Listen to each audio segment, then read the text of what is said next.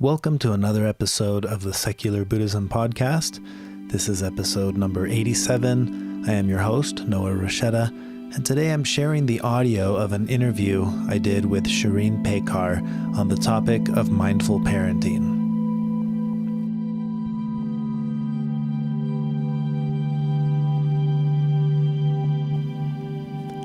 Before I jump into the audio, reminder, keep in mind the Dalai Lama's advice. Do not use what you learned from Buddhism to be a Buddhist. Use it to be a better whatever you already are. I think that's especially relevant in this topic when it comes to parenting. I connected with Shirin a couple months ago, and we've been planning on having a discussion around the topic of mindful parenting. And this is a topic that hits home for me because I have 3 kids, ages 9, 6, and 3. And I'm always striving to become more aware of my parenting style and trying to be a more skillful parent in the role that I play as their dad. Shirin is a graduate of the University of Southern California. She's a licensed psychotherapist in California, and she's been practicing psychotherapy since 2019. In her work, Shirin incorporates elements of cognitive behavioral therapy, psychodynamic therapy, and mindfulness. And Shirin has specialized training in RAI, which is an organization that's all about helping parents to raise authentic and self-confident children. So without further ado, this is the audio recording of the interview I had with Shirin. All right, I'm excited to have Shirin Peykar on the phone with me. We're doing this interview using the wonderful technology that is Skype. So Shirin, thank you for taking the time to be on this call with me, and I'm looking forward to this interview. How are you? Hi, Noah. It's great to be here with you. Thank you for having me. Yeah, thank you. So this is a topic I'm looking forward to discussing with you. 1, because I'm a parent, and 2, because I'm striving to be more mindful with my parenting. So before we jump into it, I'd love to hear a little bit about how you got into this topic of mindful parenting, a little bit about you and your background. Would you mind sharing a little with us? Sure. So I'm a licensed marriage and family therapist, as you mentioned, based in Los Angeles. And since I began working with clients in 2009, I found that there were a lot of common threads, themes in the work, in my work with them. One being that clients struggled with their difficult feelings, their unpleasant feelings of anxiety and depression, and shame, guilt, loneliness. So those kinds of tough emotions that we tend to call the negative feelings, they had a really hard time feeling them, and they had a hard time communicating them, expressing them. It seemed almost like they had sort of cut off from themselves with regards to their feelings.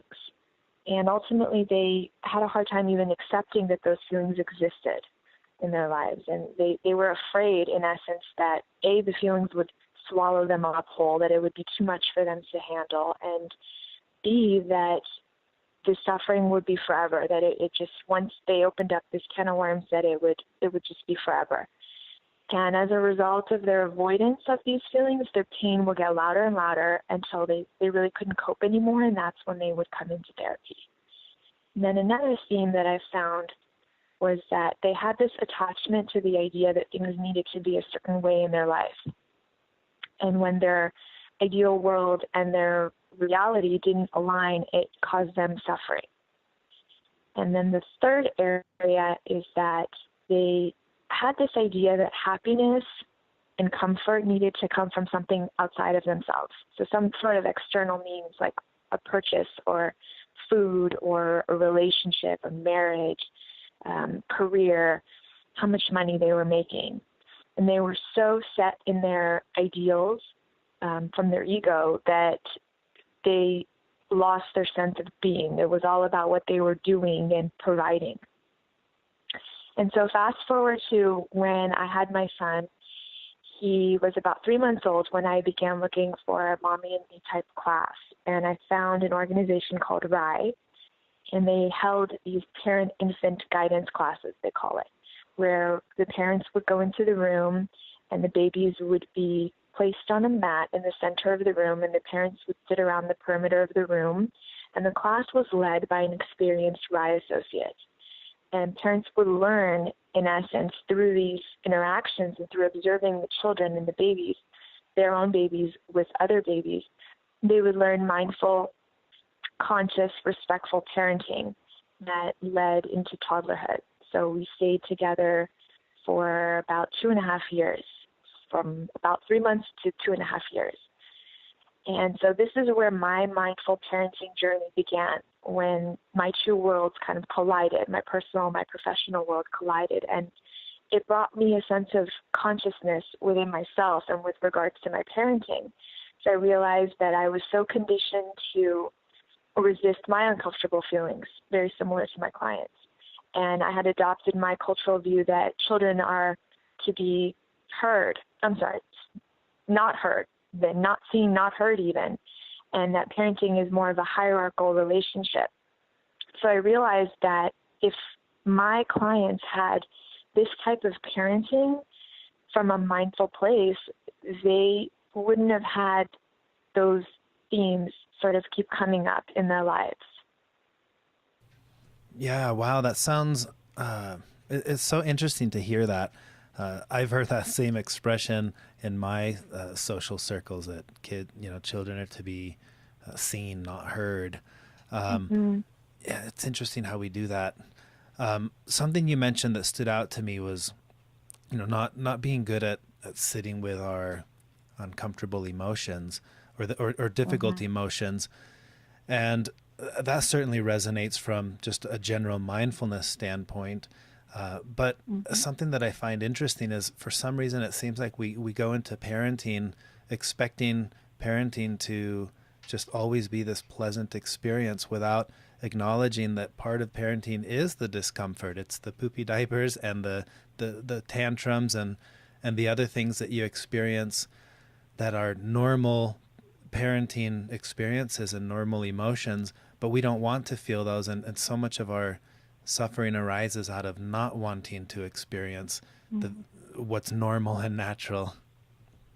Exactly. And that attachment to our desires that things should be a certain way because that's how they should be. We have all these shoulds attached to parenting. Yeah. So that's exactly it. So tell me a little bit about like the shift from the view you have, the view of children as, the standpoint of to be seen and not heard, and that switch to, so how do you view them then if that's not the case? Well, this is the sort of intro to mindful parenting, about really reflecting what is your image of a child. And this is what I ask parents to do initially, is to think about what they view children, how they view children. And are we viewing them as individual beings, or are we sort of viewing them as extensions of ourselves? So, what you do is a reflection of me, and we have these expectations of them to be our projections, or these ideas that we, for example, should have been this great doctor, this amazing, successful doctor, and so we project that onto our children. Are we sort of viewing children that way? Or again, as individual beings with their own ideas and their own journey into figuring out who they want to be? Are we... Yeah, go ahead. Oh, I really like that. And what you said kind of stood out to me, are they extensions of ourselves? I remember my son taking, when he started soccer, that was meaningful for me because I grew up playing soccer all throughout my schooling years, and even after I played on a league for my adult years for a while. So when he started playing soccer, it was exciting to see him play. And I remember at one game specifically, the way he was playing, he's very timid. He's not aggressive at all. And he's just not a good soccer player.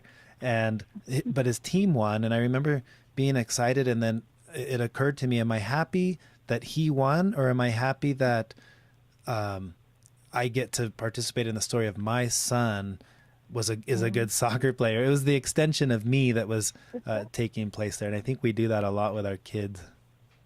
Exactly. But it's wonderful that you are able to get into this place of mindfulness, of checking in with yourself about what this means to me. Is this for my child or is this for me? Yeah. I think a lot of times, at least in sports with kids, you see that where it seems like we're projecting ourselves onto our kids so much where if they're not good at something, it's like that speaks about me as the parent, then I'm not a good parent. Exactly. And that's damaging, huh? Yes, it's exactly it, because we're not allowing the space for them to feel who they are and who they want to be. And maybe he doesn't even want to play soccer. Maybe he wants to play football, but we're not, because of your excitement and your pride, he may have some difficulty with expressing that, he doesn't want to go to soccer. He wants to do something else. Yeah. It's been an interesting topic in my dynamic in my family and my marriage, because I do have kind of the unique circumstances of having multiple views in our household when it comes to cultural views, political views, and even religious views. And it's kind of forced us to really think about that with our kids when, what do you think about this? And we'll talk about a topic. They'll ask a question and it's like, well, mommy thinks, and she'll explain her view. And then, well, daddy thinks, and I'll explain my view. And we've tried to make a very conscious effort to say, but what really matters is, what do you think? And give them that space and that flexibility to one day know that, well, you get to decide for your own how you view this or what you think about that. Mm-hmm. And the fact that the way that you're modeling that you each have different views sort of shows him that he can also have his own. Sure. Yeah. So let's talk a little bit about the feelings that you were talking about. How do I as a parent relate to my feelings, the feelings of being a parent, the experience of parenting versus the child's feelings? Tell me a little bit about that. Well, again, when we're not allowing ourselves to access a place of discomfort, we're modeling to our child that they also shouldn't for whatever reason, or that if we're dismissing or not allowing them to have their experience, for example, if they're crying about a fall and we're saying, you're okay, the child learns to cut off that feeling, the inner self, with regards to their feelings. And then, like the initial beginning intro where I talked about the clients that sort of cut off those feelings from themselves, they have a difficult time accessing them in the future. Okay. I really like that. I feel like this is getting at the heart of what it means to be a mindful parent, or to be mindful parenting mindfully. And this has the crossover with what we talk about in mindfulness in general. What we're trying to accomplish as a practice isn't necessarily to feel good; it's to be good at feeling. And yes. I really like that applied specifically to parenting. Would you say that that's kind of is that how you would define mindful parenting? Yeah, I think mindful parenting begins with that sense of a parent really just asking themselves, how are they feeling? It begins with us, right?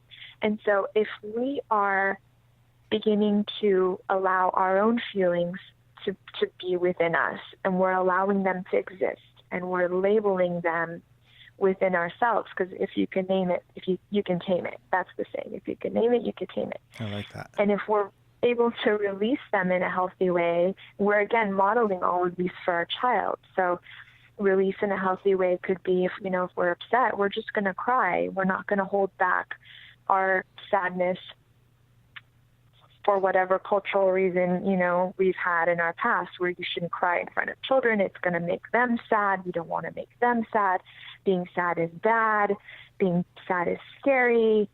If we're angry, we want to use exercise to release our anger, or journal, or breathe through it, or use some sense of imagery to release it. And we want to really just validate within ourselves instead of judge. I remember a podcast where you talked about that second arrow. We want to eliminate that second arrow of feeling an emotion and then having a judgment about that emotion. We want to eliminate that and accept our feeling, and if we need to, communicate and share within ourselves and with others, including our children. Yeah, I like that. And a word that kind of arises as I think about this is awareness, that you mentioned. Yeah. I had this experience last week or maybe the week before. It's a busy time of the season. And the reason I want to highlight this is because I'm sure someone's listening to this or clicked on this podcast episode with the title Mindful Parenting, thinking, I want to be a mindful parent.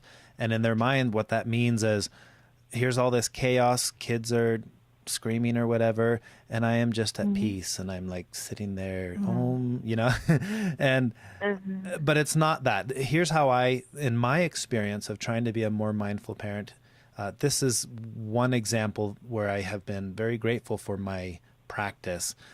So like I mentioned, it's a busy time of year. We were all out late doing activities for going to listen to our to Grandma and Grandpa's choir concert. And long story short, we get home, it's really late. Kids are going to bed around 11:30, and they're going to have to wake up for school tomorrow. So I kind of paused and took the whole family for a moment, and I said, everyone listen for a moment. It's late. We're going to bed late. So in the morning, we're all going to be probably a little grumpy. Do you know why we'll be grumpy? And we all talked about it. Yeah, because we're tired. And but it was almost like this awareness of what we're going to be experiencing tomorrow. And sure enough, the next morning, I had forgotten that we talked about it, but remembered when we were having breakfast and the kids were essentially being sloths and could not get themselves ready in time to make the bus. And I felt this moment of wanting to lose my temper and just be like, you guys run. And then I remembered what I said the night before. I was like, oh yeah, I knew that this morning would be harder than normal because I'm tired, they're tired, we're all grumpy. And that awareness alone was enough to not get rid of the feeling. I was still frustrated that they weren't going to make the bus on time, but at least I knew why, and it gave me a little bit of space in terms of the feeling that I was having and how I was going to react to that feeling. Exactly. And I'm really glad you brought up this awareness of needs and triggers, because this is another step into becoming more of a mindful parent, because when we're able to increase our awareness of not only our feelings like you did in this situation, but also our needs and our triggers as parents. So things like sleep, like you mentioned, food, there is a term called hangry, and it's true. Yeah. When we're hungry, we do get angry, and our children even worse. Yeah. And bringing this awareness into the stressors in our own lives on any given day. Your personal triggers from childhood. Maybe we have this need to control because of our anxiety as adults, or maybe we're struggling with boundaries with others. Or again, we're feeling like we're very ego-driven, so we feel like, our children are projections. We're having this constant dance of projections between us and our child. Or maybe feeling ignored triggers your rejection button. Maybe sometimes when my son doesn't respond to me, and I'm saying something and he's looking at me, or he's not looking at me, but he's just not responding.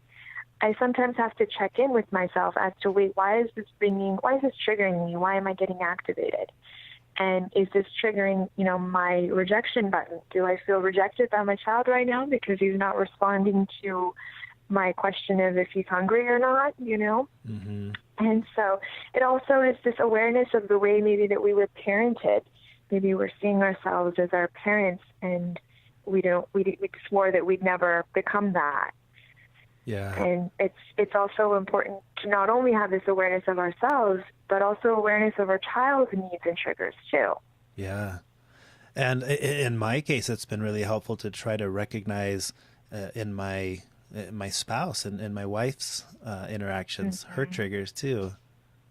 Yeah. Because what I found was something would trigger her, and when she's triggered, that would trigger me because I'm the peacemaker. And like suddenly we'd be caught in these complex webs of reactivity. And and we're all just reacting to different things that had we all understood, oh, you're tired, oh, you're being triggered by this, past experience of your childhood, which is triggering me with this, and Exactly. and then we go through our whole That's lives. correct. If we don't notice that, we go through our whole lives raising our kids, just constantly being reactive and unintentionally teaching them to carry on with that same form of reactivity. Exactly. And, the relationships, I'm glad you brought up romantic relationships, because those are very triggering for us. But we can leave those relationships, which people tend to do, especially in this day and age. But when it comes to parenting, we have to work through those triggers, and we have to figure out why this is activating us and what within us is being activated and why, so that we can raise healthier, happier children. Mm-hmm. Yeah. I really like that. So one thing that I try to emphasize a lot in the topics that I discuss on the podcast is that when we're discussing something, we're trying to bring it back to me, right? This is about introspection and you finding out what's there for you. And I think that's important to highlight here. Mindful parenting isn't modeling, oh, I want to be like so-and-so, they're a mindful parent. It's about getting to the heart of what you just said, like, what's triggering me? Why am I feeling this way? And discovering the little things that you didn't know, like the concept of hangry was somewhat foreign to me. I don't know why. Food isn't a big deal for me. I could eat sludge as long as it has a decent flavor every day for every meal, and it wouldn't bother me. But my wife is very particular when it comes to food, and if she hasn't had her meal and it's, she gets hangry, and that's passed along to my kids, well, at least to some of them. But I didn't realize something about me is, I call it hotgry, which is the temperature. If it's too hot, like if I'm wearing my coat and we get in the car and then we turn the car on, the heater kicks on, like all of a sudden this rage enters me, and it's because I'm hot. And I didn't know that for a long time, and I would be reactive, and especially in the car, like we'd get in the car and start driving, and that's when I'm more likely to like yell or something.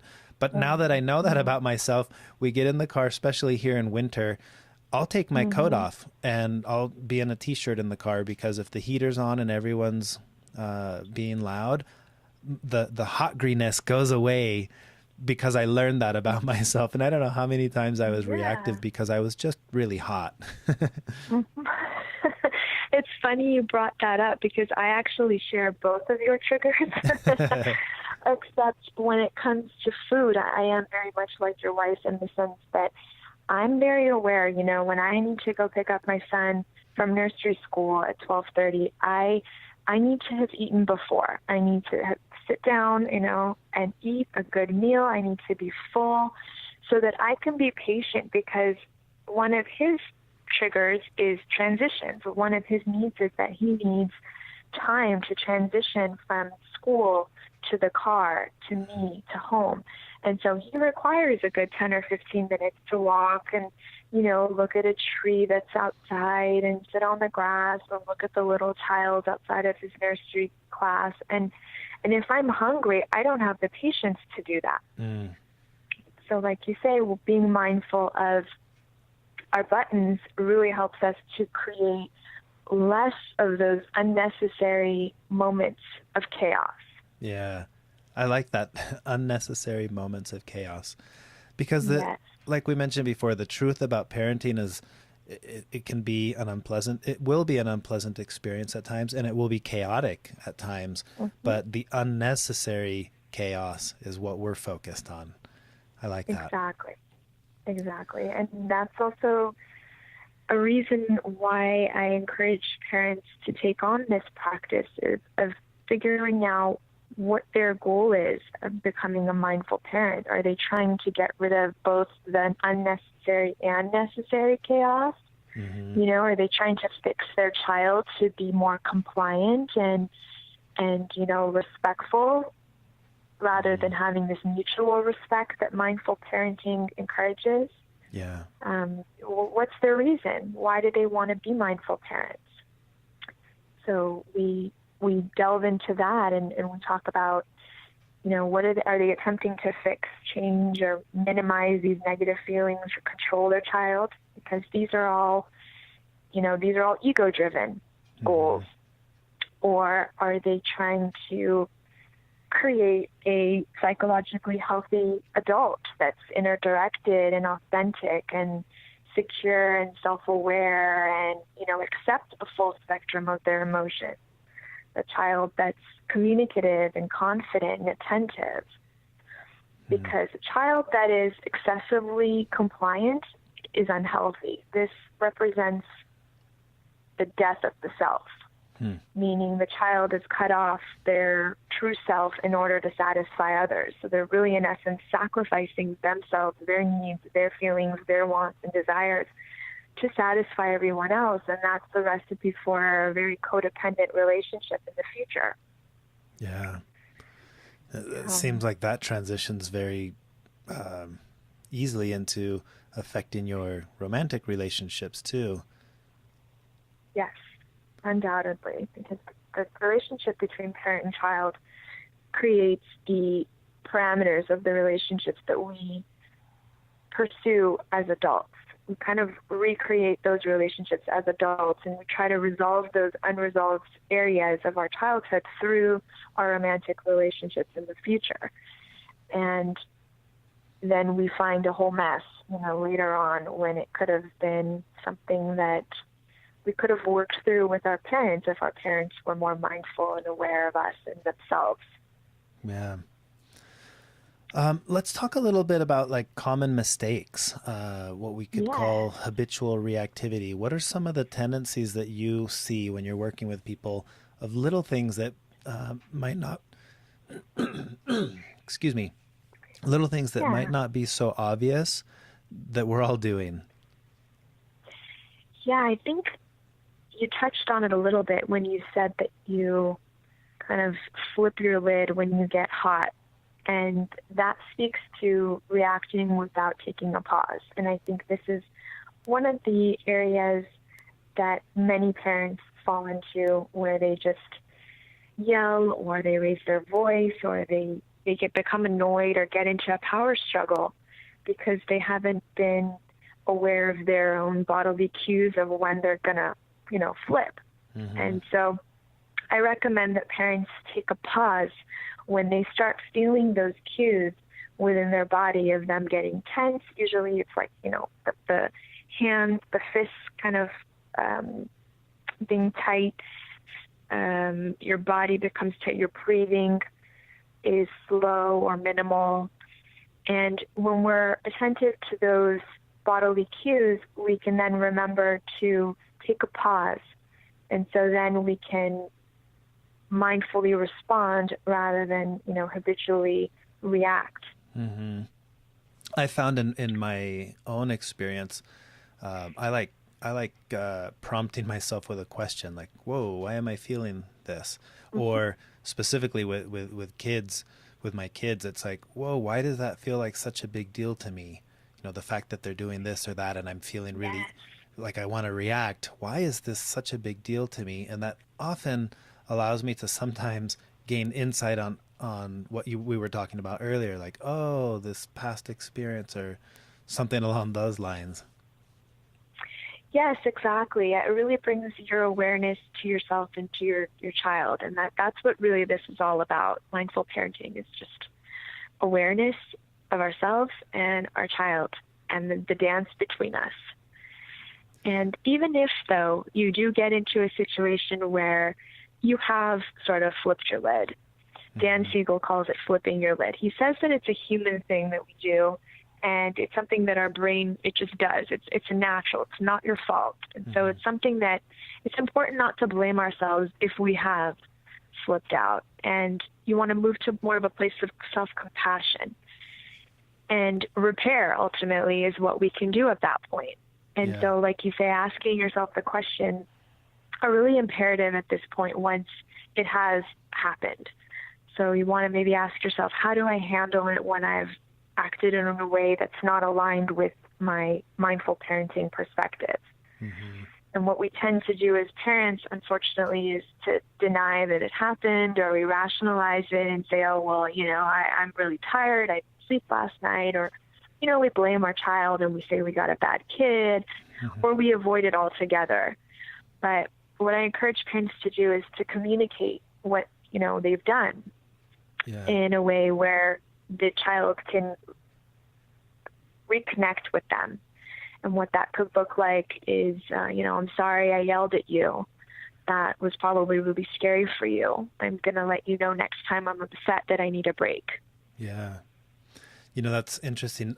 I remember now that you're saying this, for me growing up, that was, there's kind of a routine. If we got in trouble, or I shouldn't say if, when we got in trouble for doing something, my twin brother and I were very rambunctious, rambunctious little kids. But I remember anytime we got in trouble, it was always followed up at some point, usually within, 30 minutes to an hour. My dad would come back in and tell us why we got in trouble. Like if we got spanked or whatever it was, whatever the technique was, that put us in our place, he would come back and explain it. And I remember, as I've grown, like appreciating that. And I've carried on that same thing with my kids.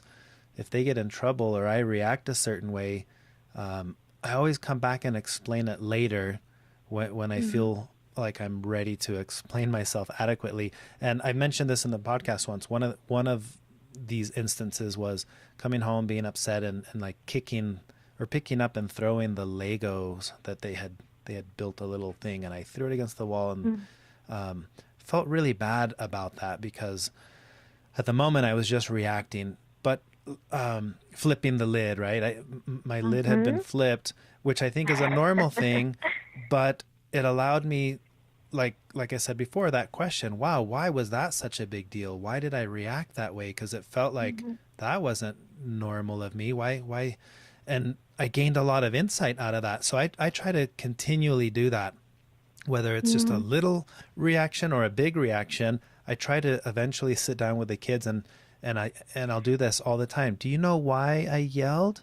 And it gives us this chance to talk. Well, and I always, by then I've realized something about myself. So I usually present that like, well, listen guys, I've been dealing with this or that, or I'm tired, or I was hungry, and it gives them, at least it feels to me like it's giving them this perspective of understanding, oh, I'm going to feel that way too one day. And when I flip my lid, I get to also sit and ask, whoa, why did that happen? Why did I feel that way?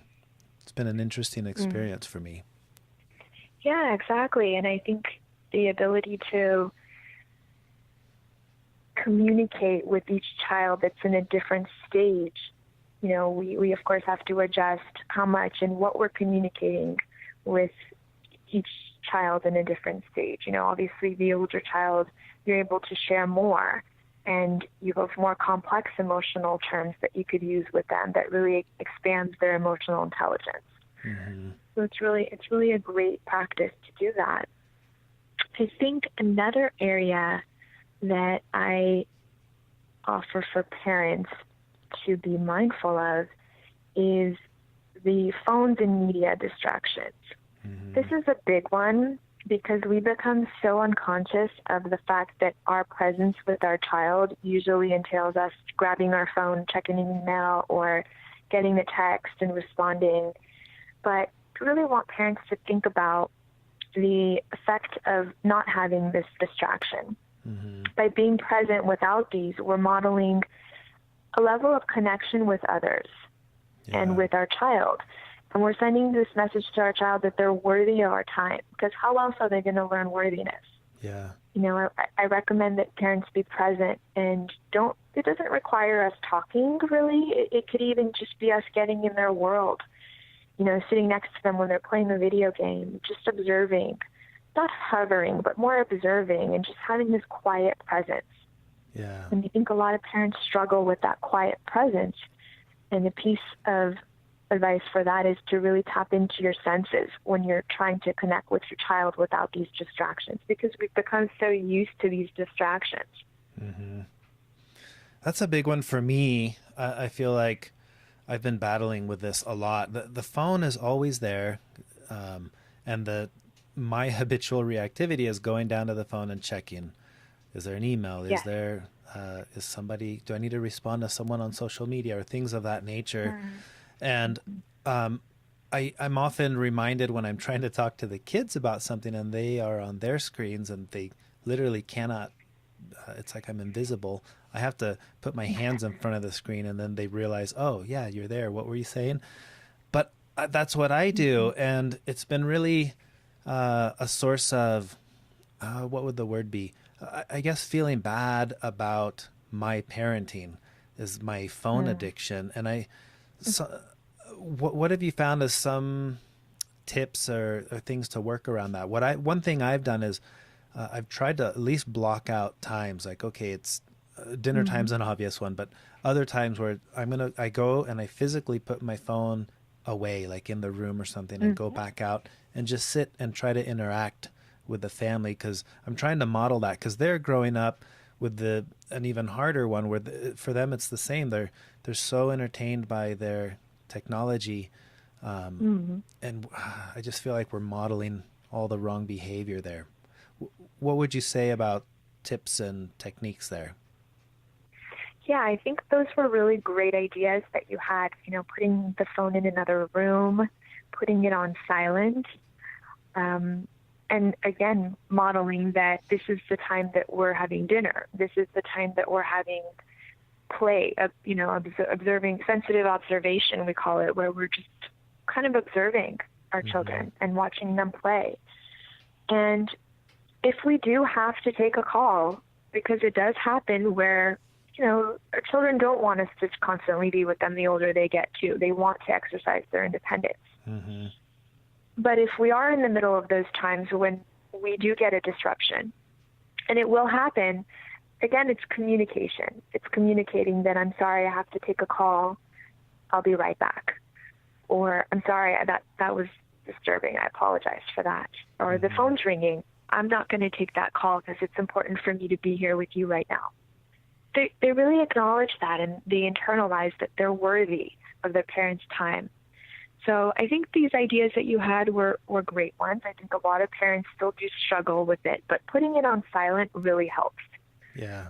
It's just having that out of sight, out of mind thing, even for our own well-being, is really important, let alone, for our child. Yeah. So another tip I have that I think is more subtle is our use of language and use of the words in particular no, because that's something that's become so overused and it's become something that it's lost its meaning for our children. And so what I recommend for parents is to, rather than no and don't do this and don't do that, to shift their language to something that the child can do. So for example, my son loves to jump on the couch. Instead of telling him, don't jump on the couch, I say, if you want to jump, you're welcome to go jump on the trampoline, or you're welcome to go jump on the mattress in your playroom, but I don't want you to, jump on the couch. So like it's more this directive to what they can do rather than don't do this, no, no, no. I recommend parents use no for just safety concerns, and the rest is more directives to things they can do and offering the choice. Yeah. So that they're not zoning out with the no. Or the terms good and bad, I feel like it places some judgment on things and people.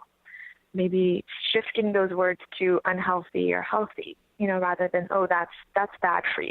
That candy is bad for you. That's not really healthy. Yeah.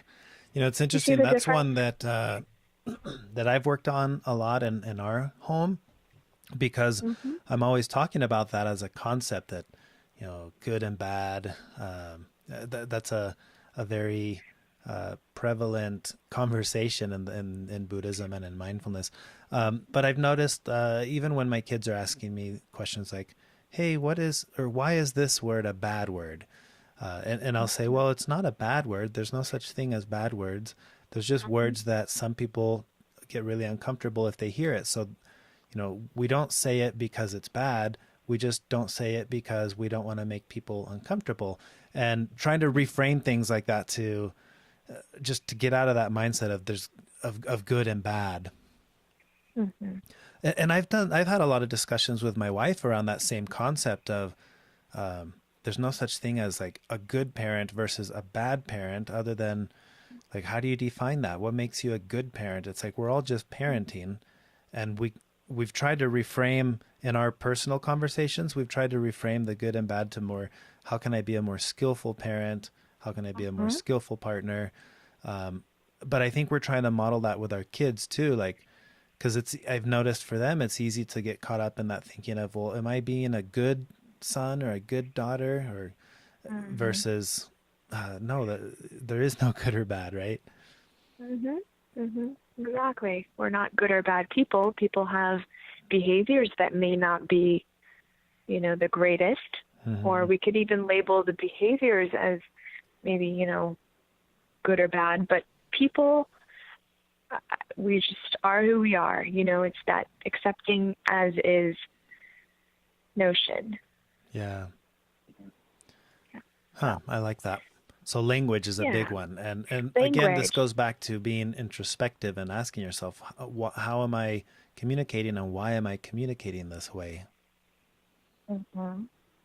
Yeah. Any other common ones? Yes. Another one that is a big one that we see is when parents tend to dismiss a child's sort of physical boundaries unconsciously because they want to respect others. Go give grandma, grandpa a kiss, or, just picking up children without letting them know.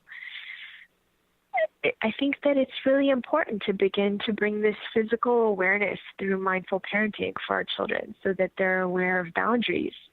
And we begin giving children the opportunity to check in with themselves about what they want, what they're comfortable with, what feels good, what doesn't, and allowing them to make decisions about their body. So maybe asking, do you want to give grandma, grandpa love before they leave? Or can I pick you up, to younger children?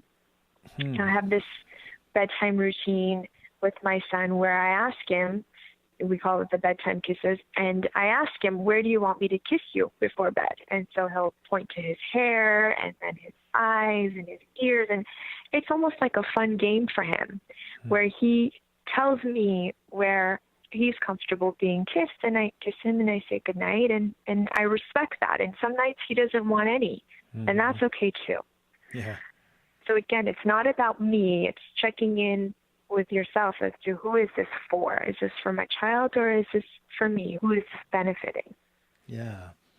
It's interesting with with my kids, the differences in their personalities. My primary love language is physical touch and affection. And my son is very much that way too. So like in the mornings when the kids are, so my son and daughter, my kids are 9, 6, and 3. The 9-year-old and the 6-year-old go ride the bus together, but every morning it's the same thing. My son is like, bye mommy, bye daddy, and he has to give us each a kiss and he has to give us a hug, and then he'll start to leave and then turn around and always needs a second hug or a second kiss. And our little daughter, the 6-year-old, she's always just like, see ya, bye, and doesn't, no hugs, no kisses. And it was interesting to notice in me, like that sense of, whoa, something's wrong, because why would you not give someone a hug and a kiss before you leave? Because that's me.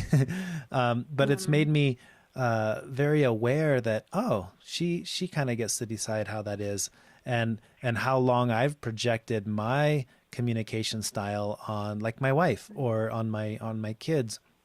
And it's been eye-opening for me to think, okay, I want to be more mindful about this and pay attention. What are her communication styles? How does she feel loved? I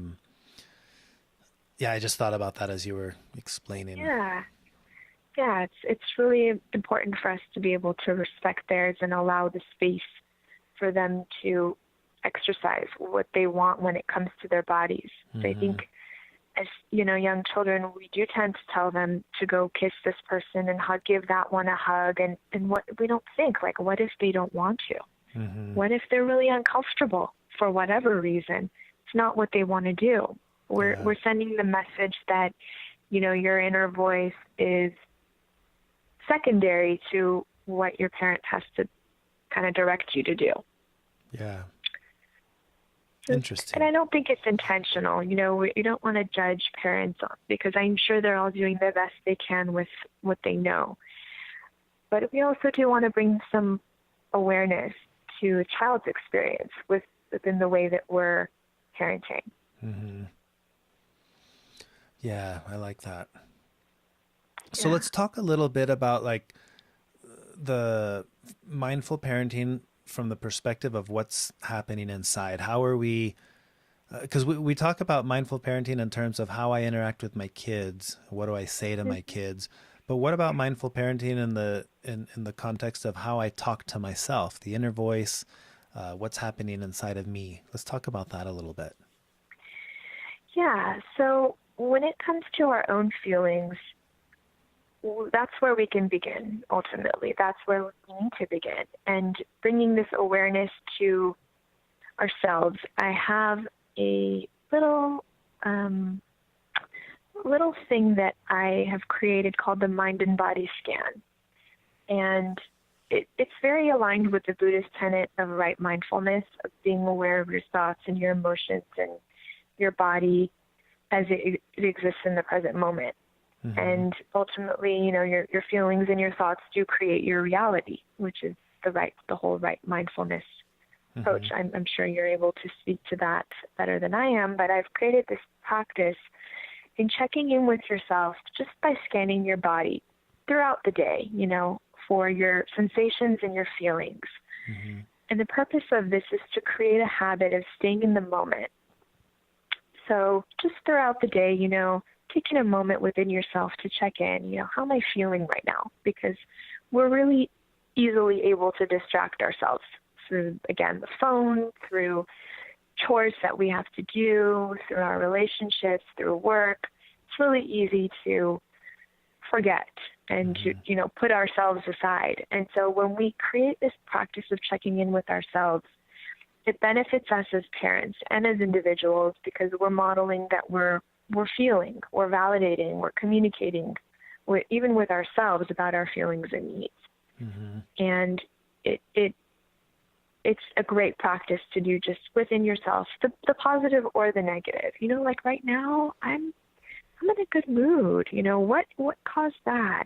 Just having this relationship with yourself throughout the day that you're checking in with yourself just to see how you're doing, the same way that we would with a partner. Mm-hmm.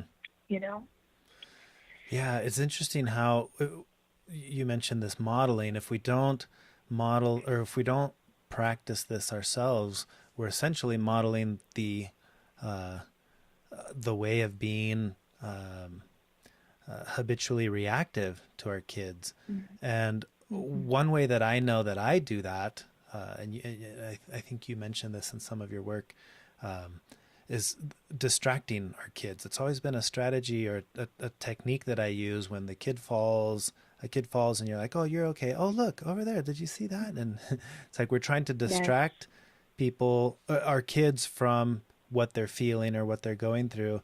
And I think in my case, that stems from maybe that's how I've always been, like, oh, I'm feeling this. Oh, better distract myself. Go look at that. How do we foster that sense in our kids? Like, how do we help them to honor what they're experiencing? The way to go about that is to really just meet them where they are at in that moment. Mm-hmm. So if, again, we'll use the fall example of, you witnessed your child falling and they're crying. I mean, there's no real injury. Mm-hmm. And you may feel like, okay, it's not a big deal. But we want to meet them where they're at. And if they're crying, just want to sit with them while they're crying and just look at them and even explain to them maybe what we saw happen. You were walking and you didn't see that last step. And then I noticed that you just kind of fell over and you hit your head slightly on the ground. and that probably scared you. And we want to add words. We want to be able to put words to the experience, emotional feelings. Like, that must have scared you. That shocked you. You weren't expecting that. You feel scared. You feel, afraid. Whatever words that we feel like would accurately explain what our child's feeling, so that they're able to put words to it. They're able to make sense of it. And we're not discounting their experience because we feel like, okay, there's no blood, you're fine, That seems to be a common one, right? It's like, you're okay, get up, quit crying. Yes, I see that. You're okay. No, nothing happened. Oh, why are you crying? Don't cry. Oh my gosh, let's go get ice cream. The ice cream truck, And I think a lot of that's cultural too for many people. Sure. And, we've learned to become afraid of our emotions. I don't know why, because we don't do that with the positive emotions of happiness and joy. We want that, but we don't want the other part of our human experience. Yeah. And if we're not willing to have that within ourselves, we definitely can't see that within our children. I wonder if a part of that is the impatience. We're always rushing from here to there, this to that. So like someone falls and you're like, you're fine, get up, don't cry about it. We don't have time, or at least we feel like we don't have time to sit and evaluate. But it's funny that you mentioned, like, on the flip side, if it were a positive experience, then we do want to be like, oh, I'm going to linger with this one. We don't do that there, right? It's like, hey, I'm feeling great. No, you're not. You're not great. You're more okay. Let's just move on. Yes, exactly. I think it stems from this fear that, these negative emotions are going to swallow us up whole, so we need to avoid it. Or even just the fact of, us being parented from a perspective of distraction and not being in touch with that emotion. And thinking that, there's some reason why we shouldn't visit those feelings. There's something in there that's scary, or that it's going to last forever, or that we have this idea that it shouldn't be this way. We shouldn't feel sad, or we shouldn't cry, or we shouldn't feel guilty or anxious or lonely. Yeah. But why not? Really asking ourselves, why not? What's wrong with that? I like that you mentioned kind of highlighting some of the other underlying emotions that may be causing that discomfort. Like, instead of just saying, oh, you're okay, saying, oh, did that scare you? Or, that, I think that's really powerful in terms of helping our kids to grow up with the tools, I guess, to explore deeper. Because I find that as adults, we do that all the time too. I mentioned in one of the podcast episodes when we were in Iceland, and my wife had this experience of being yelled at by another tourist because she was taking too much time on one of the things where we were taking a picture. And there was this intense moment of strong emotion that welled up for her, that through introspection, she was able to realize, well, why did that bother me? And realizing there's a deeper thing, that sense of embarrassment. And in this case, embarrassment is what led to the anger. But I think with with pain, it's similar. It's like, well, a kid falls. Sometimes it may not have, they're crying not because it hurt, it because they were embarrassed. But helping them to discover, oh, what happened? Did that scare you? I think is a good prompt for something like that, to realize, oh, that's why I'm feeling this way. Mm-hmm. Yeah, as you said, in every experience there are multi-layers, and it may not just be maybe what we think, or it may be that there is something deeper or something different that maybe we didn't even catch, that if we allow for that experience to unfold, that they will be able to tell us, yeah, I was surprised. I didn't expect that to be there. It's not that I'm in pain. It's more that I was shocked, or I wasn't expecting that to happen. Yeah. Caught me off guard. Yeah. I really like that.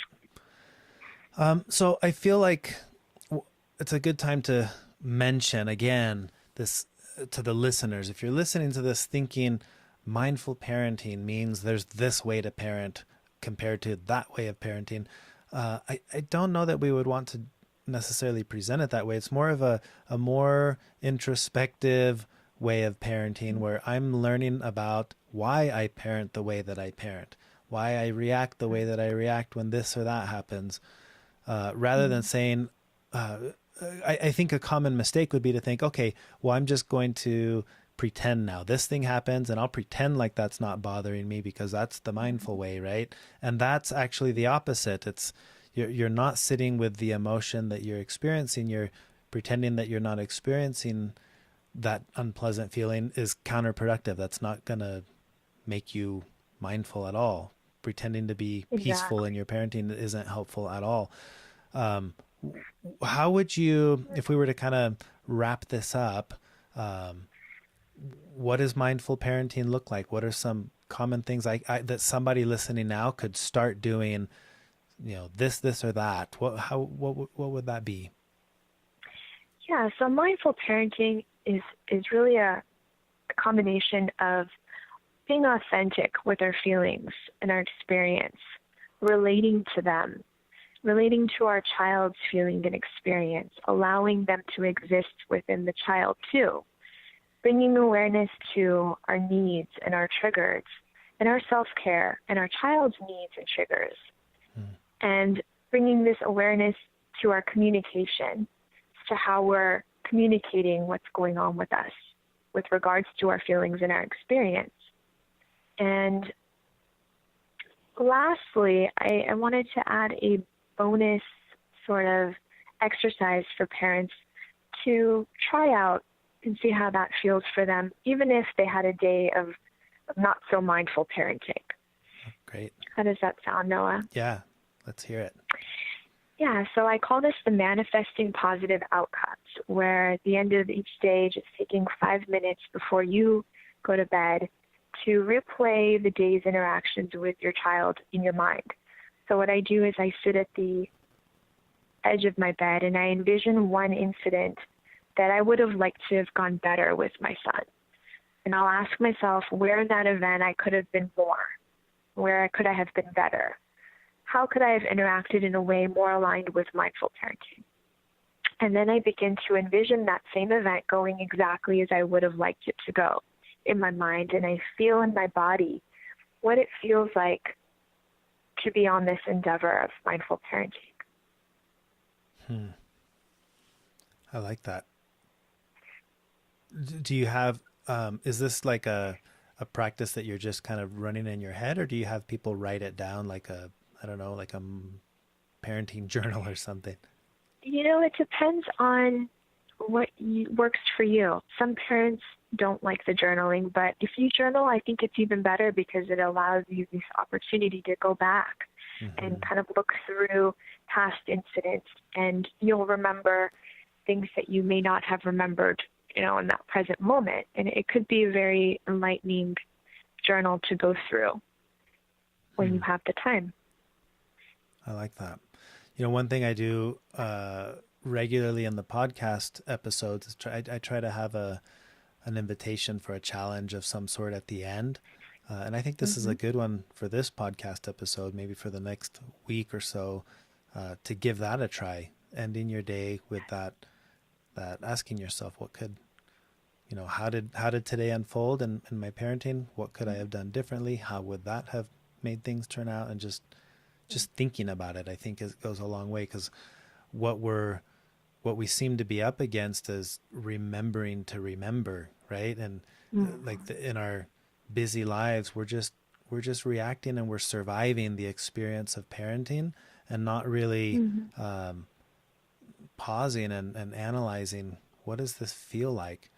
And that's unfortunate because I try to remind myself that no matter how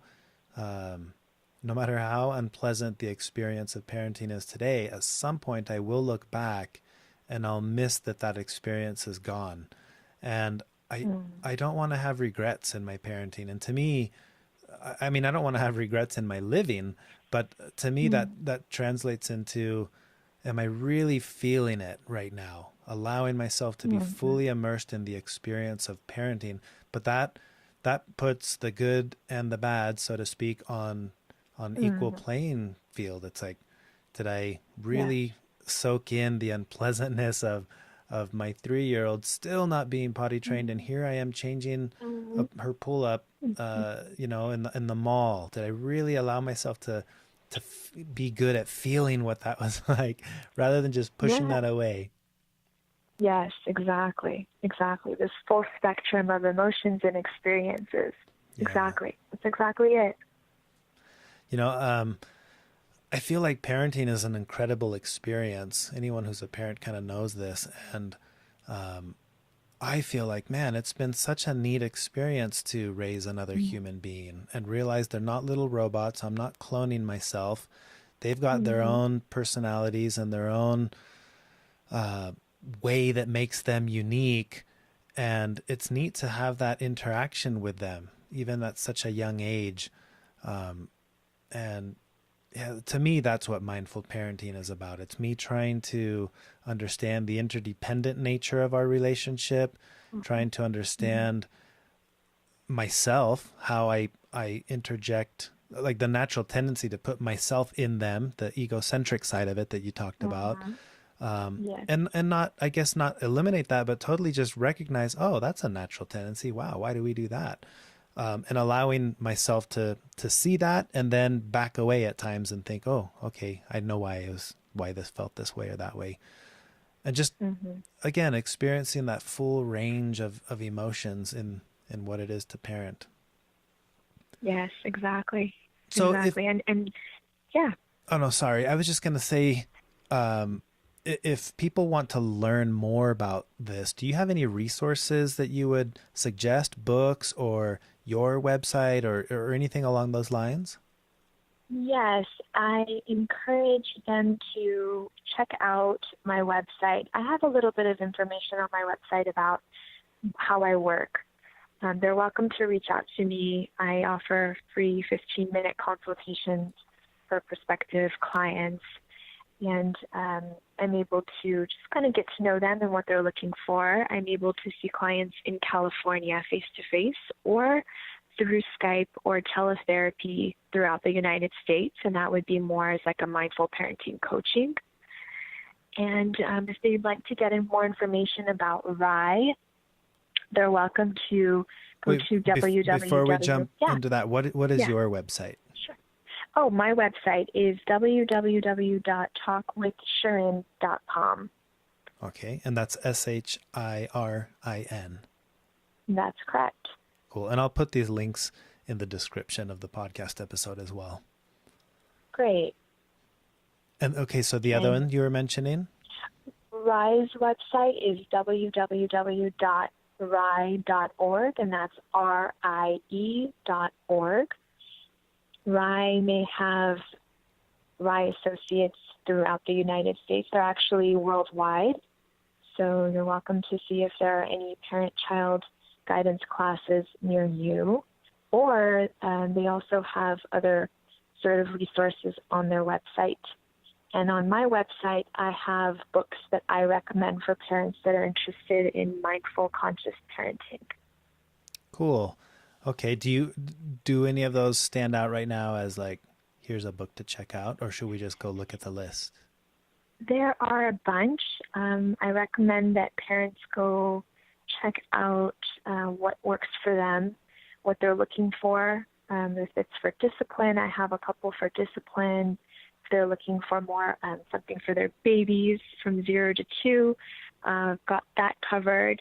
And then, for older children as well. And then there are books for the parents too. So we've got it all covered on my website. Awesome.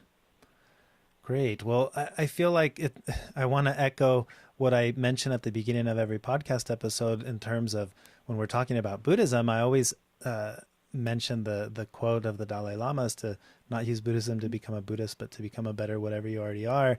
And I almost want to say that fits perfectly with this. Like use the concepts and tools of mindful parenting not to become a mindful parent, but to become a better parent, a better whatever you already are, whatever type of parent you are now, just be a little better. Exactly. Well, cool. Well, I really appreciate you taking the time and discussing this topic. It's certainly a topic that's interesting to me because I have kids, and I know podcast listeners have mentioned it before because I've only done one or two podcasts where I talk about teaching mindfulness to kids or things along those lines. So this has been a really fun conversation. I think there are a lot of good nuggets in there that parents are going to appreciate, and we'll go check out your books. I think that would be the next logical step, either talking to you or reading some of these books and learning more about these concepts. I know I'm excited to dig through that list and see which book I want to pick up next. Yes, definitely. And feel free to reach out if anyone has any questions. I'm very accessible. This mindful parenting is such a favorite specialty of mine, and I enjoy it very much. Very cool. I'm grateful. Well, yes, thanks again for you. your time. It was a pleasure speaking with you, and I'm sure we'll reach out if anyone has any questions. Visit the links in the podcast description to find Shirin and her work. And thank you guys for listening. Thank you, Noah. Thank you for listening to the audio of this podcast interview. If you want to learn more about Buddhism and mindfulness, you can check out my books, Secular Buddhism, No Nonsense Buddhism for Beginners, and my third book, The 5-Minute Mindfulness Journal. You can learn about those if you visit noahrasheta.com. That's noahrasheta.com. If you enjoyed this podcast episode, please feel free to share it with others, write a review, give it a rating in iTunes, or if you want to join our online community, you can visit secularbuddhism.com/community. If you'd like to make a donation to support the work I'm doing with this podcast, you can visit secularbuddhism.com and click on the donate button. That's all I have for now, but I look forward to recording another podcast episode soon. Until next time.